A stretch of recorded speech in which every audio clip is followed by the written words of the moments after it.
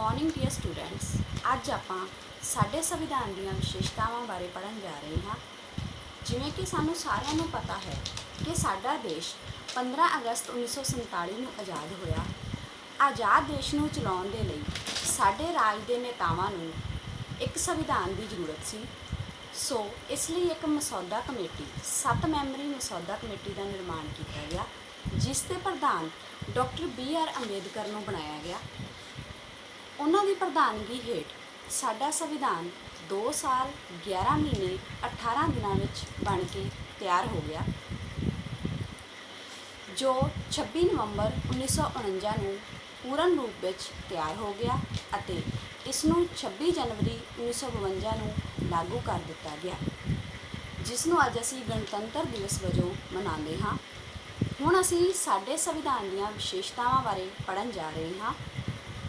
प्यारे बच्चों, साडे संविधान की पहली विशेषता है कि साडा संविधान लिखती संविधान है।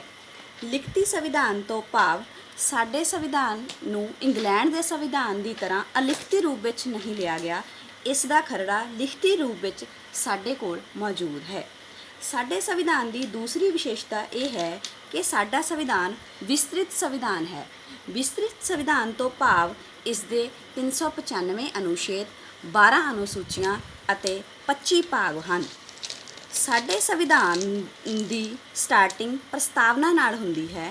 भाव साडी प्रस्तावना में लिखा गया है कि असी भारत के लोग भारत नूं संपूर्ण प्रभुसत्ता संपन्न समाजवादी धर्मनिरपक्ष लोकतंत्री गणराज ऐलान करते हाँ। भाव साडे देश के लोगों ने साडे संविधान नूं प्रस्तावना में ही अंगीकार अते अधिनियमित किया होया है। साडे संविधान की चौथी विशेषता यह है कि साडा संविधान अधीन साडे भारत नूं संपूर्ण प्रभुसत्ता संपन्न समाजवादी धर्मनिरपक्ष लोकतंत्री गणराज मन्निया गया है। भाव इसनूं बाहरी रूप में किसी भी शक्ति का इस उपर कोई कंट्रोल नहीं। समाजवादी अधीन साडे संविधान के अधीन अमीर गरीब नाल कोई भेदभाव नहीं किया जाता ते काम करन दे सारे ही व्यक्तियों नूं बराबर मौके प्राप्त हैं। साडे देश का राज का कोई धर्म नहीं है। धर्म के आधार पर किसी नाल भी कोई भेदभाव नहीं किया जाता। लोकतंत्र के अधीन लोकां द्वारा ही साडे देश का शासन चलाया जाता है। गणराज द्वारा दस्या गया है कि साडे देश का संविधानक मुखी राष्ट्रपति है, ना कि कोई मुखी जिसनूं राजा मन्निया जाए जां जिसनूं देवी शक्तियां प्राप्त होण। इस तो इलावा साडे संविधान के अधीन मौलिक अधिकार भी नागरिकां नूं प्राप्त हैं। मौलिक अधिकार साडे संविधान दे विच जिवें समानता का अधिकार, सुतंत्रता का अधिकार, धार्मिक सुतंत्रता का अधिकार, शोषण के विरुद्ध अधिकार, सभ्याचारक अते विद्यक अधिकार अते इस तो इलावा संविधानक उपचारां का अधिकार। साडे संविधान के अधीन साडे नागरिकां नूं कुछ मौलिक कर्तव्य भी प्राप्त हैं। मौलिक कर्तव्य वो जिम्मेवारियां हैं जो देश के नागरिकां ने देश के प्रति निभाउणियां हैं। जिवें उदाहरण वजों कुछ जिम्मेवारियां हैं देश के तिरंगे का सन्मान करना, राष्ट्रीय गान का सम्मान करना, सरकारी संपत्ति की देखभाल करना, उसनों कोई भी नुकसान नहीं पहुँचाना। इस तो इलावा साडे संविधान के अधीन राजनीति के निर्देशक सिद्धांत भी संविधान विच शामिल हैं। राजनीति के निर्देशक सिद्धांत वो सिद्धांत हैं जो राज्यां दीयां सरकारां नूं प्राप्त हैं कि उन्होंने राज्यां नूं किवें चलाना है। इस संबंधी भी उन्होंने निर्देश साडे संविधान विच दिते गए हैं। राजनीति के निर्देशक सिद्धांत साडे संविधान अधीन आयरलैंड के संविधान तो लए गए हैं।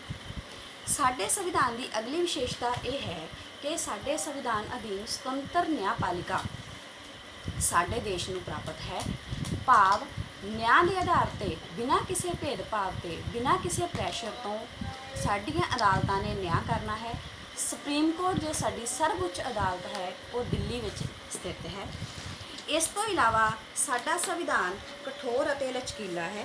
कठोर तो भाव साडे संविधान के अधीन कोई भी सोध बहुत आसानी नाल साडे संविधान में नहीं की जा सकती अते इस तो इलावा इन्ना कठोर भी नहीं है यह कि लोड़ पैण ते समय ते इस विच कोई सोध ਕੀਤੀ ਜਾ ਵੀ ਸਕਦੀ ਹੈ।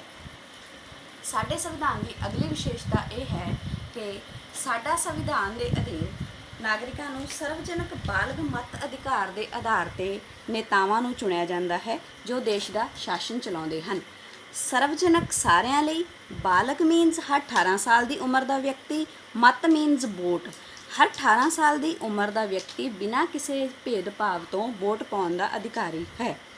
ਇਸ ਤੋਂ ਇਲਾਵਾ ਸਾਡੇ ਸੰਵਿਧਾਨ ਦੀ ਵਿਸ਼ੇਸ਼ਤਾ ਅਧੀਨ ਸਾਡੇ ਸੰਵਿਧਾਨ ਵਿੱਚ ਰਾਸ਼ਟਰਪਤੀ ਨੂੰ ਕੁਝ ਸੰਕਟਕਾਲੀਨ ਸ਼ਕਤੀਆਂ ਪ੍ਰਾਪਤ ਹਨ, ਜਿਵੇਂ ਰਾਸ਼ਟਰ ਸੰਬੰਧੀ, ਰਾਜ ਸੰਬੰਧੀ ਅਤੇ ਵਿੱਤੀ ਸੰਕਟ ਆਉਣ 'ਤੇ ਸਾਡੇ ਦੇਸ਼ ਦਾ ਸ਼ਾਸਨ ਪ੍ਰਬੰਧ ਰਾਸ਼ਟਰਪਤੀ ਦੇ ਹੱਥਾਂ ਵਿੱਚ ਆ ਜਾਂਦਾ ਹੈ।